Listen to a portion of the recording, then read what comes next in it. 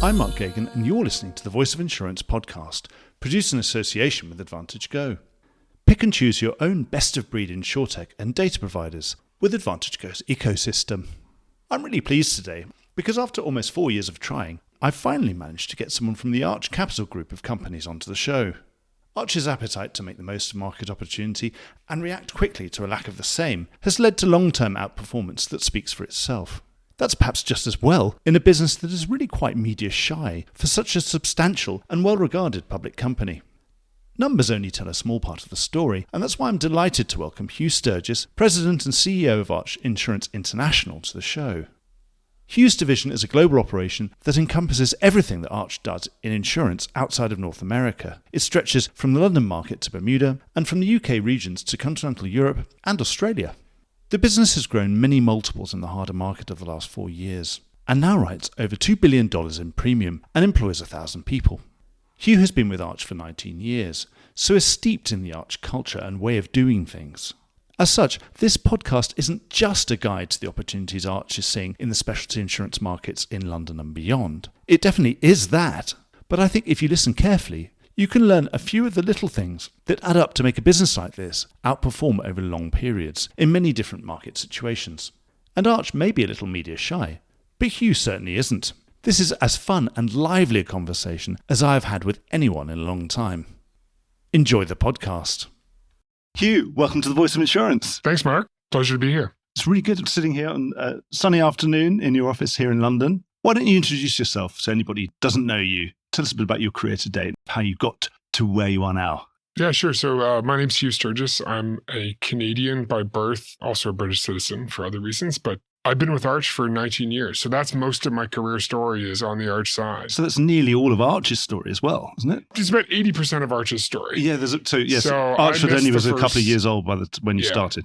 That's right. I joined Arch Canada as Arch Canada started about 5 years into the Arch story. And we started in London about the same time as Canada, so 2004. And it's been kind of a wild ride since then. I was the CEO of the Arch Canadian operation and left there in 2018 to come here in Jan 1, 2019. And it's been a pleasure and it's been a really entertaining ride for the last 5 years. So you were an underwriter, but what class of business did you underwrite? D&O. D&O? Yeah. Right, I know that comes with baggage, I suppose. But yeah, as a D&O underwriter, it's an just marks you out to probably have a slightly above average IQ, I would say. I don't know about that, but it's... Certainly used to be in the early days. I think that, would say, well, you could, at least you understand a balance sheet. Yeah, there's a financial mindset. Yeah, I started my career at RBC Capital Markets in the early 2000s, and there was a phase when a lot of D&O underwriters came in from the banking world, and I was maybe part of that little migration. So tell us all about Arch Insurance International. Sure, yeah. So this platform, Arch International, is about $2 billion in premium, and it's everything non-North American underwriting operations. It's amazing. So it's a genuinely global operation. It is a fairly global operation in terms of the risk that we underwrite in the substance. Correct. I suppose the sun never sets on this operation, if I can steal that sort of turn of phrase. British, yes. It does. It is quite British. I mean, it's got a British headquarters, so that makes sense. But effectively, those operations, they're in the sort of Anglo countries, right? So you got Bermuda as part of our system. We have an office here in London. We have 12 offices around the country here in the UK. And then we do have an office in Dublin that represents our European operation, and finally in Australia. Then last year, we opened offices in Paris and Madrid. So we're doing our part to sort of bring that Arch angle, I suppose, to the geographies outside North America. It's a fun challenge. There's a lot of businesses, and I suppose different balance sheets as well. It's not so many different balance sheets. A lot of regulators. It's manageable. A lot of regulators, perhaps. Yeah, a lot of regulators. A lot of markets, a lot of good specialty markets to be able to sort of create differentiation and value proposition. And we like that. I mean, we enjoy that challenge. And how many people is that?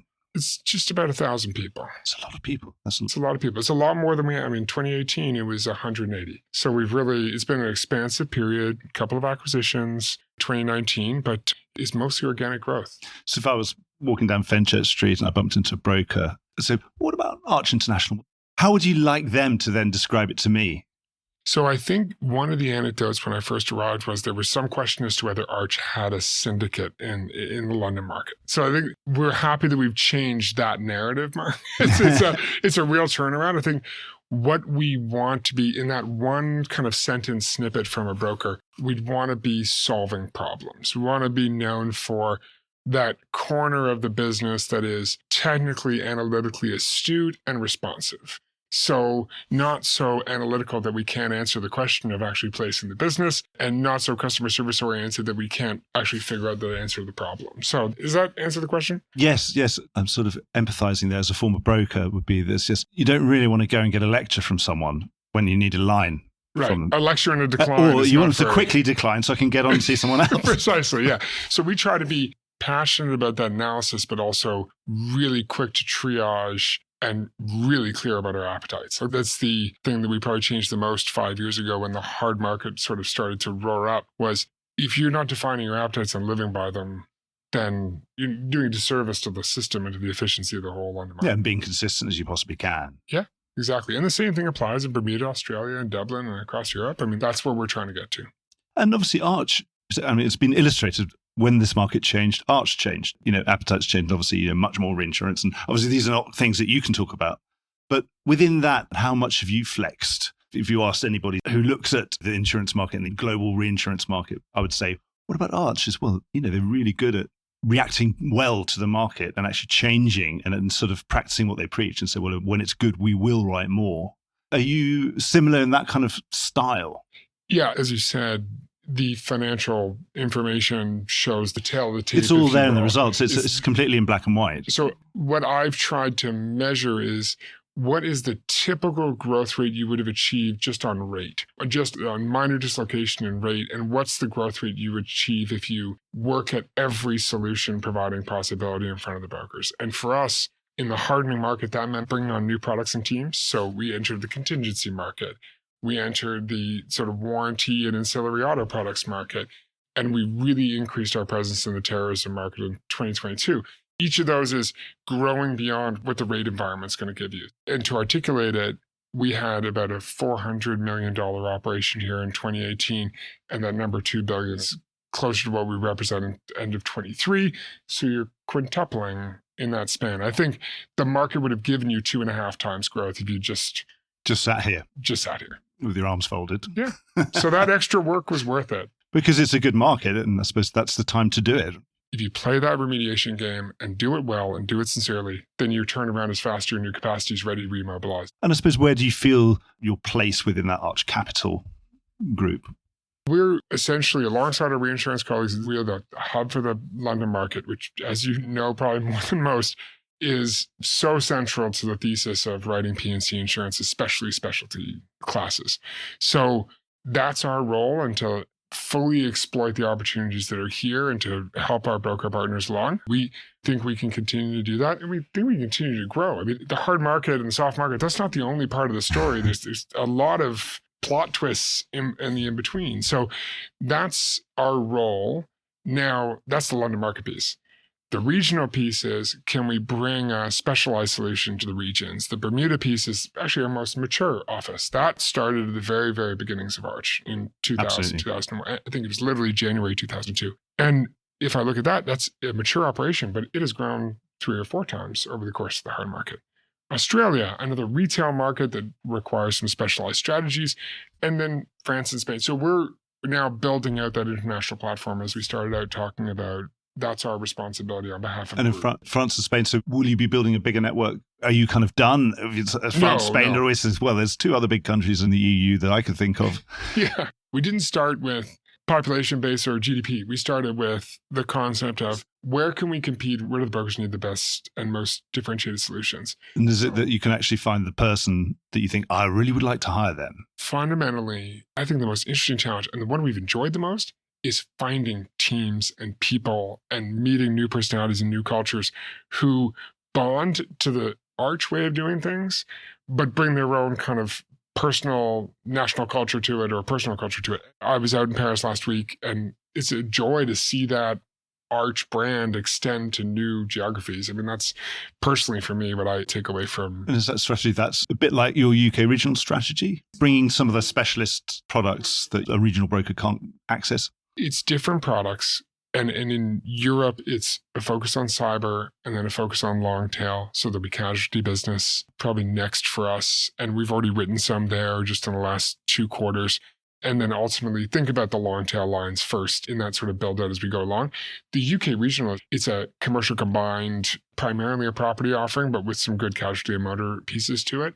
So it's different products, but yeah, always thinking more on the specialized end of the spectrum, I suppose. So we'd expect you to be growing that network and see more press releases about new office openings coming up. Yes, I think ultimately that would be our goal. We don't have a mandate here, Mark, to say we should have offices in every country in Western Europe. That's not the point. The point is, can you bring a value proposition that ultimately produces an underwriting profit? And where we can judge that in advance, then that's what we're looking for. In terms of that London Market Group segment, a lot of international global insurance groups, their London Market operational part of its role is to be that kind of crucible for new products, for sort of tell me all the new crazy stuff this London market's getting up to and we can kind of share it with the group, that kind of thing. Do they think you're sort of the guys in the white lab coats with the pointy heads? I think we probably have our fair share of representation of white lab coats all across the group. So I don't want to say that there's a particular concentration here because, I think our reinsurance colleagues are pretty well known for innovation, for instance. So for us, the London market isn't necessarily the only place you can innovate, in my mind. We've done our fair share of innovation in the sense of, we've really made a stab at growing the intangibles, the sort of intellectual property space over the last 6 months since we acquired a business in that space. So I don't know if this is the only place we do it, but we certainly are willing to experiment as long as there's a thesis that makes sense. And I don't want to invite 1,000 submissions for quote unquote new products that are just really repackaging of less understood liabilities. I suppose at least here there is infrastructure that is set up for that. And obviously within Lloyd's now, we've got some specific categories that you'd say, well, you are being given the green light to do. Having started my career outside the London market, I can tell you, the intellectual capital that exists here to be able to execute on a highly specialized new product, I haven't seen it anywhere else. So that's the advantage. And it's thrilling to watch new products kind of blossom through this market. And so, yeah, do we want to be part of that? Absolutely. It's certainly part of the thesis of being here and having this responsibility. Where are you most happy, say, within the London market and then within your global purview? Which kind of classes where you most geared up? Well, lines of business, they're sort of like children in the sense that you love them all. You have your favorites. But in different seasons, there's opportunities. And we underwrite 19 classes of business and then a few more sort of hybrids in the UK regional space. I would say right now, the classes that we build leadership positions in have a special aura to them within our business because we weren't leadership focused for many, many years in the history of this London market business. And having established leadership in casualty, contingency, terrorism, healthcare, A&H, having bona fide leadership now, that's a totally different relevance and presence.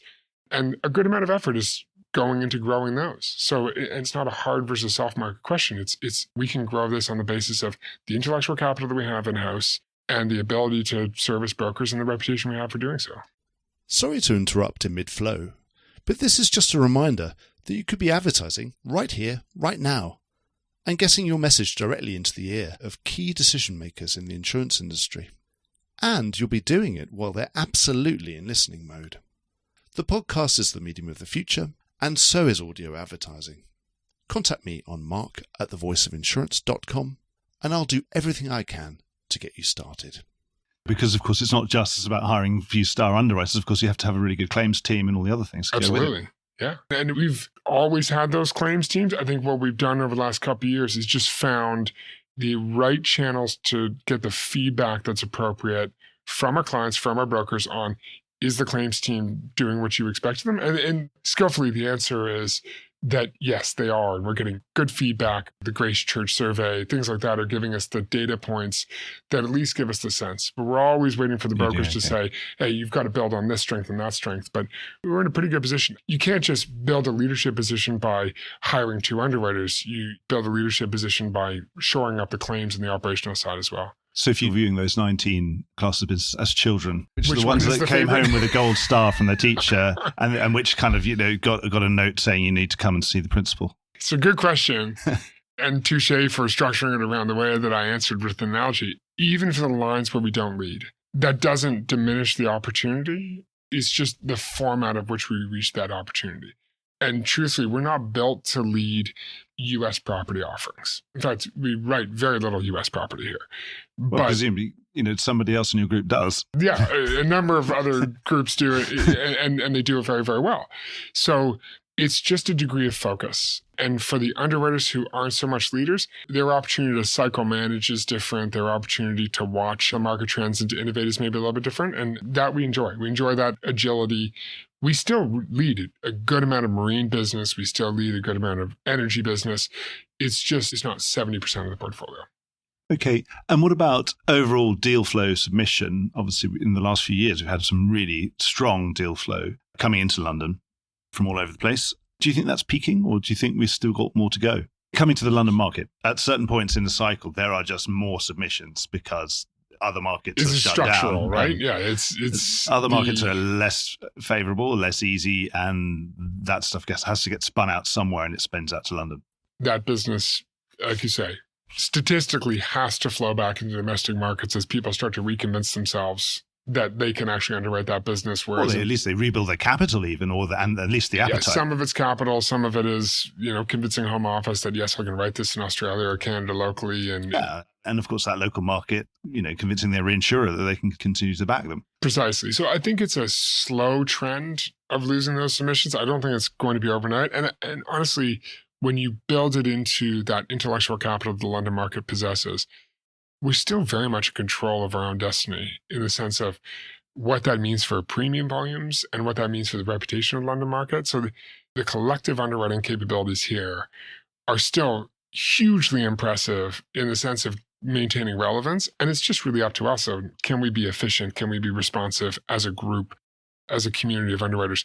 So naturally, the submissions will need to decline, Mark.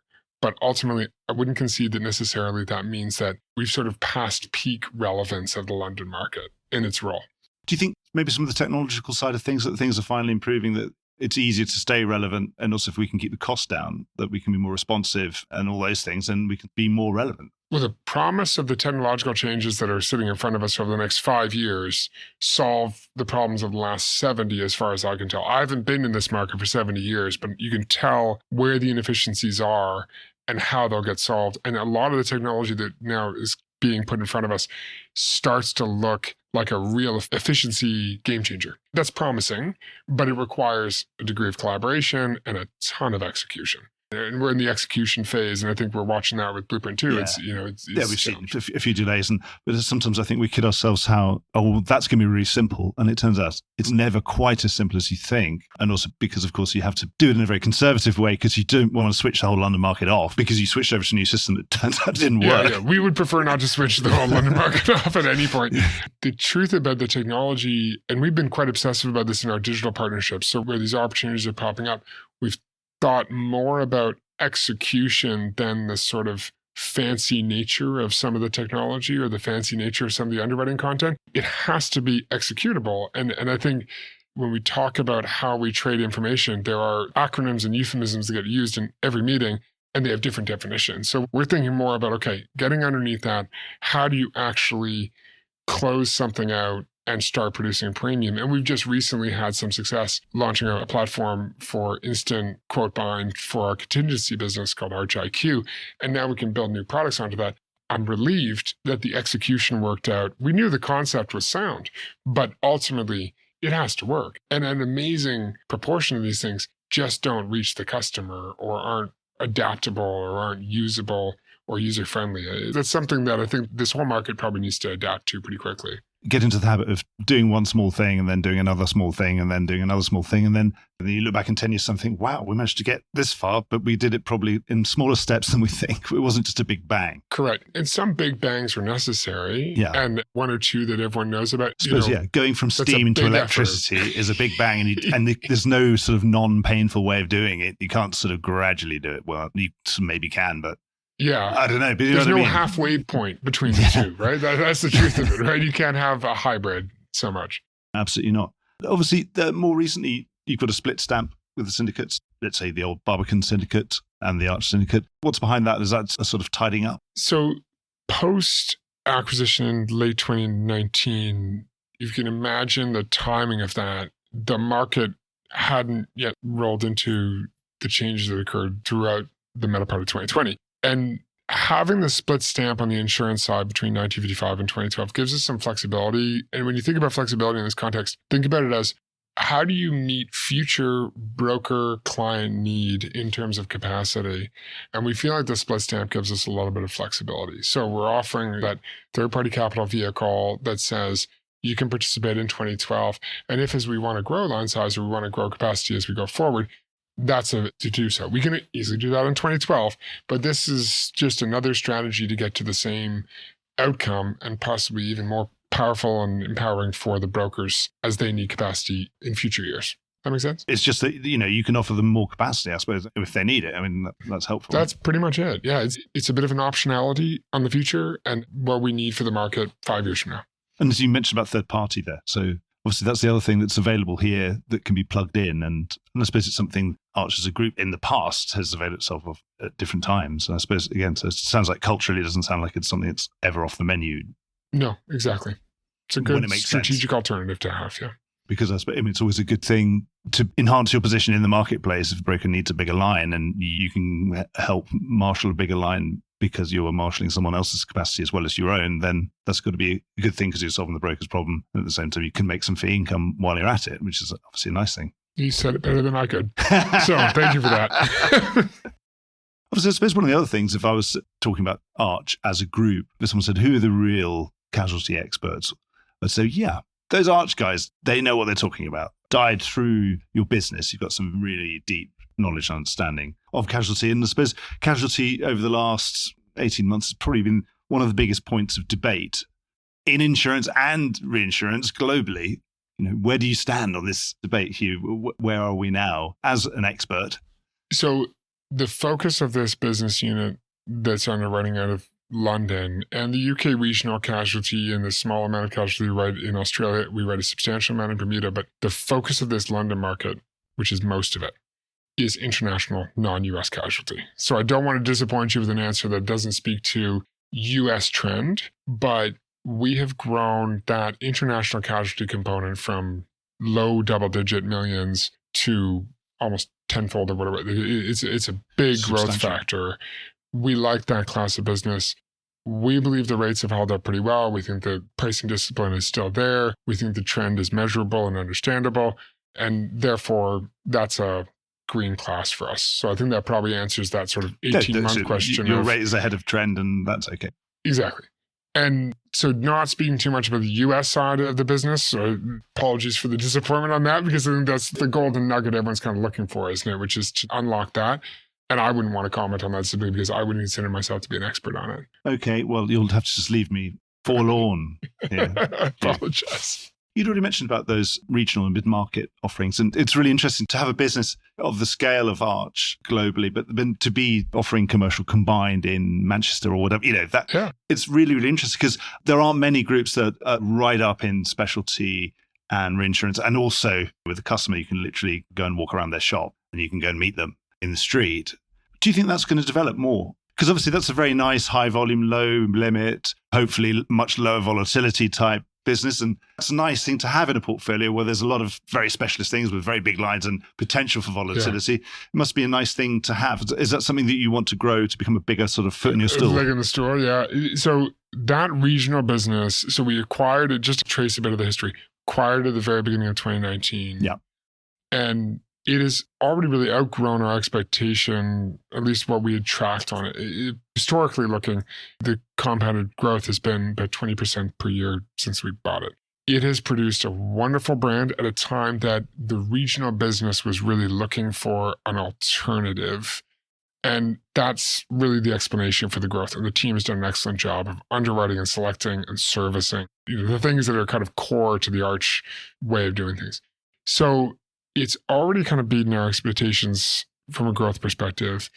Will it grow more? Yeah, I think under the right market conditions, it'll absolutely grow more. And you made the point yourself, which is it is a stabilizing leg to a different volatility behavior that comes out of the London market or out of Australia and certainly out of Bermuda, where it's a little more predictable, it's a little bit flatter, and the rate changes are correspondingly not quite so dramatic. But it's an excellent business. And we intend to continue to grow it. That's a very competitive market at the same time. And a lot of those competing brands have recovered, but we have a following. We have a wonderful set of broker partners. So there's still plenty of runway there. It's an absolutely huge market. So if you can bring a differentiated solution, that's the challenge we're always trying to answer for.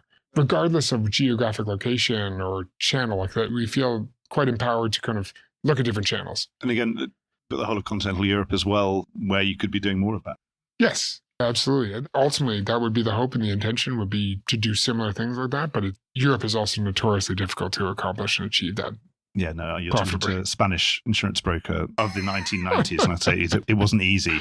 Yeah. it was never easy. We've spoken a bit about digital distribution already, but I think you couldn't be sitting anywhere in 2024 without talking about AI. Are you excited or terrified about what's happening? And there's so many interesting things. Have you got sort of people playing with this technology, seeing what they can do with it? Yeah, I think the approach we're taking is we'd like to be aware of the possibilities and able to deploy it if it's going to make a material difference. At this point, our focus has been much more on what we call strategic analytics, which answers for how you can take different cuts of data and think about whether it's a pricing mechanism or triage of submissions, really focusing on those topics. Again, your lab coat kind of analogy, we don't necessarily have deep investments thinking about that kind of dystopian future, if you will. The focus, like I said, data that we've got, analysis that we can take. So am I scared of it? No, I don't think we're scared of it. We just want to make sure we understand it and stay in the rhythm of it as it goes forward. So it's more as a smart assistant saying, hey, I've had a quick rummage through the data. I've come up with this thing, this idea that this might be happening. And then something to put in front of the underwriter to say, wow, I hadn't thought of that. Certainly more that example than having AI make underwriting claims decisions, right, customer-facing decisions. It's an efficiency tool, and that needs to be taken with quite a bit of caution. You said triage. So the idea of, again, rummaging through your inbox and saying, these are the 10 submissions that you're kind of overdue on.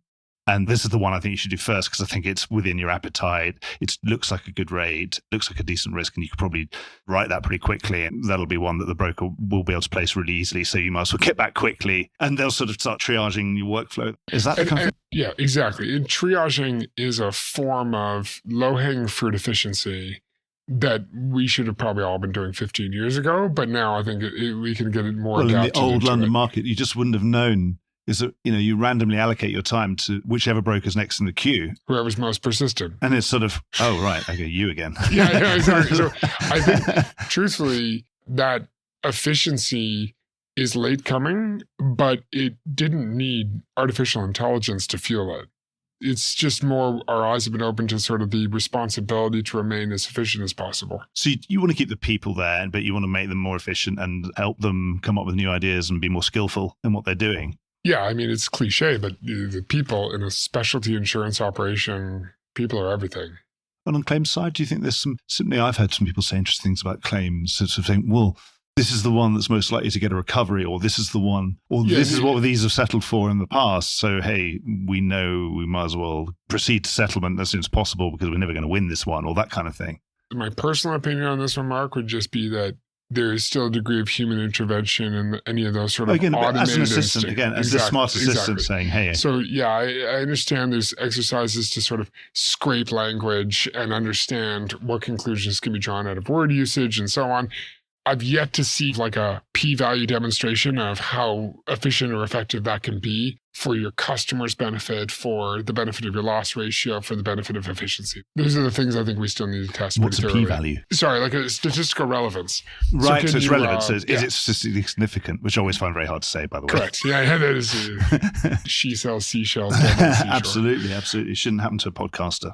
Obviously, sitting in London, we've had these early rumblings of automation or semi-automation of the automated follow market. Mm-hmm. Do you think there's anything there for Arch or not really? We do a degree of that in sitting in 1955. Yeah. And similar to how we think about things like AI and that form of kind of technology, we want to stay current on it. There's pieces where we think we can participate, but we're selective. And the promise of the technology is not a guarantee of success. It's something that still needs to be tested. And there's a good degree of just understanding on the ground market dynamic that your digital interface may not necessarily give you automatically a quota share of the market, of course. So we see this in more retail markets. We write a decent amount of digital in the UK regional. We write some in Australia. The behavior is different on automating an underwriting process or automating or at least semi-automating it. You will have different results and you need to be able to predict those. You can't just let it run for 3 years. So we're conservative, I think, to a degree in terms of where we are in the technology cycle and trying to wait a couple more years to see what can be proven. And there's plenty of opportunity, but not all opportunities are created equal. Yeah. It's a bit of a wishy-washy answer, Mark. But no, that's fine. No, I get that. So you're not so conservative that you wouldn't just dip your toe into the water just to say, well, I don't want to be out of this completely because I don't reject it. But I want to sort of sample this carefully and I'm not going to drink gallons of the stuff. In the efficient follow market, we already are participating in some of those pockets. And even some where I'd say it's a little more than dipping our toe, but with a good amount of knowledge and a good amount of due diligence. Of course, I'm going to say that, but legitimately, a good amount of due diligence on what our expected result would be. And this was really monitoring when there is a deviation from what you expected. Always, on every class of business, but probably twice over on the automated. Is he just worried of being gamed by the brokers or something? Or gamed by a broker algorithm that's even more sneaky? I wouldn't even say it's necessarily you're going to be gamed by the brokers. You get gamed by the economics. You're getting gamed by the micro and macroeconomics of offering a product at a price that may have an automated feature to it. And naturally, people will gravitate to that if it's mispriced. Well, it's like, Saturday in the UK, you can go into bookmakers and they used to have these pre-printed odds. And then you could look at the team sheet and see that so-and-so they're throwing this cup game because they're too busy they want to focus on the league. And their whole B team has been put out. And you look at the team sheet and see that, the odds are wrong now. So it was efficient, but it wasn't very specifically efficient for this particular game. I've got that wrong. Let's say you're that betting shop and your weekly Saturday revenue is typically, I don't know, £9,000. And then one Saturday you get £90,000 of business. Is that a good day or is that a bad day? It's a slightly worrying day. Yeah, exactly. So we just want to always have that component of, do we know what we're expecting when those volumes change? And do we understand the risk well enough? But that's our trade, right? I mean, I think for most people that work at Arch, if you want to understand a bit of Arch culture, that game, that diligence is what keeps people enjoying this. I mean, I'm going to observe this with great interest because, of course, it's sort of easy to do this in a harder market because you can watch it grow.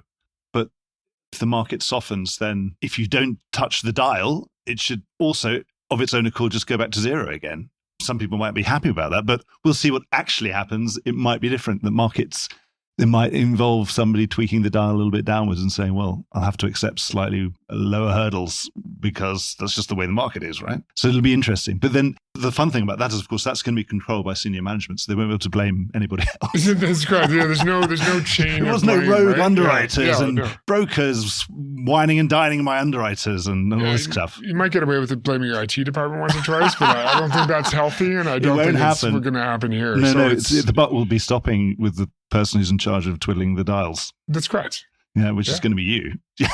It technically always stops there anyway, so No, of course it does anyway, doesn't it? Yeah. But whatever happens, if the results are no good, then it's probably your problem. That's true. Thanks for the reminder.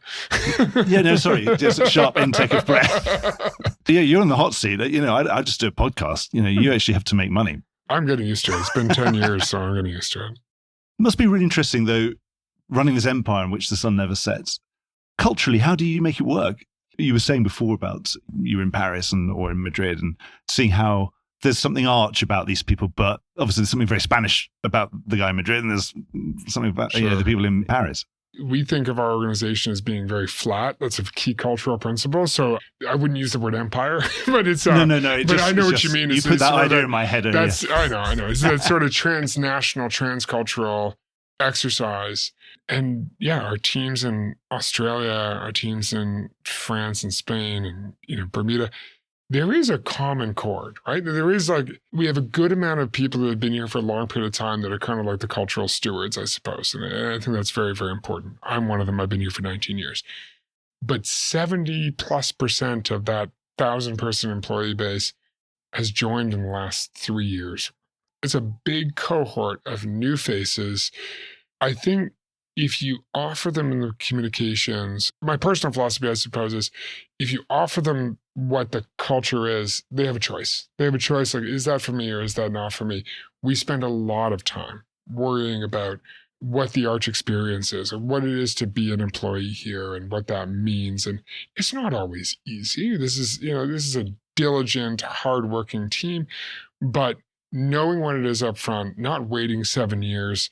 We do a ton of town hall sessions. We do a ton of inflow sessions when you're a new employee, you meet senior executives.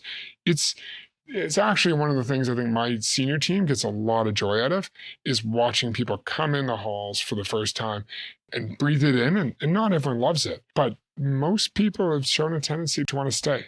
And importantly, the talent that wants to stay is usually well suited to that culture. It becomes a self-fulfilling credo, I suppose. Yeah, and then you sort of imbue them with this, and then they're out sort of as acolytes preaching to everybody else as well, I suppose it's less of a religion. cult. I'm just getting into religious. It's less of a cult than that makes it sound cultish like. empire that you're building, yes. But there's no translation device that takes the culture and synthesizes out for 200 countries and makes it an automatic process. It's about having the right leadership. It's about recruiting carefully and recruiting for people that are open-minded about where they want to be culturally at different phases in their career. We found over the last 5 years, a lot of people, London market, regional in particular, where people were looking for this kind of firm to work for, where it was analysis and intellect going into every decision, and it was hardworking but rewarding, and there was a real sense of ownership of the outcome. That's what I think we accomplish consistently, and I think people are tied to that. That's the best definition of culture, rather than sort of putting a whole load of bullet points somewhere. The bullet points have to talk, right? You have to walk the talk, I suppose, is more what I'm thinking about, but you have to demonstrate it. And we're just going through a process. We do have something called the Arch Experience, where we talk about the behaviors that are most important. And we're just about to go through an exercise where we identify over the last 5 years of growing that much, where individual stories and anecdotes have come up demonstrating each one of those behaviors. So we just remind ourselves that these things are actually happening on a day-to-day basis. And I suppose it just, as a leader, it's 1,000 people, so a lot more of your day than it would have been 19 years ago, for example. It probably is. I will give some credit to early executives at Arch, and Dino Giordano, who recently passed, one of those people. They put a lot of time and attention into underwriting culture, employee culture in general, maybe more so than a company of that scale and proportion would have in 2000 to 2004. They put a lot of time and effort into that. Yeah, rest in peace, Dinos. Of course. Yes, because we're summertime, and I was thinking of going down to Monte Carlo, and I'm thinking about many different Monte Carlo roundtables that I did, and probably the mark of Dinos would be when you assemble an amazing peer group of all his peers, all those CEOs, and how they would all just fall silent and listen to Dinos. Sometimes it was just, they were just in Dinos for 10 minutes. No one would, and me as chairman, I thought, well, actually, I need to interrupt him now because I need to get, we're running out of time and not everyone else has spoken yet. So I need to interrupt him. But it showed that was, I think, the ultimate sort of accolade, that all your peers stopped and listened to what you had to say. And simple as that. For the role he played, the impact on this firm as well, you can imagine what that was like. It's a big loss, but big character as well. He's sort of present, Yeah, absolutely. But I suppose the thing, someone like that, they're still present. That's the thing. So you still sort of say, oh, I know what Dinos would have said about this. I suppose. It's sort of on your shoulder. And we're spoiled for leadership. So we've had that proliferation over the years, and I think that has maintained the culture very, very nicely. I've run through everything that I wanted to talk about. So unless there's anything else, any parting words? No, just thank you for the opportunity. It's great to have a conversation, and there will be challenges in the next phase of the market, but we've spent the last 5 years preparing for them. So we're excited for that. Well, thanks very much, and come back on the show soon. Thanks, Mark. I'm happy to do so. Well, I hope you enjoyed today's episode. If you did, don't forget to subscribe or leave a like or a review or recommendation on whatever podcast platform you used to access this program. These really help get the word out. Before we go, just a quick reminder that advertising slots are available here and in other places in the Voice of Insurance podcasts. Podcasting is the fastest growing medium and attracts a high quality audience of key decision makers. It's also an intimate medium where you, the listener, are right in the room with me and the interview subjects. Needless to say, that means it's a great way of getting your message out directly to an audience because you know you've got their full attention. It's also very cost effective. So get in touch with Mark at thevoiceofinsurance.com, to find out how you could be speaking directly to the industry. The Voice of Insurance is produced in association with Advantage Go. Release your underwriters to underwrite with Advantage Go's underwriting platform. Voice of Insurance is produced by me, Mark Gagan. Music was written by Anna Gagan and produced by Carlos Gagan. Check out more podcasts and written comment pieces at www.thevoiceofinsurance.com.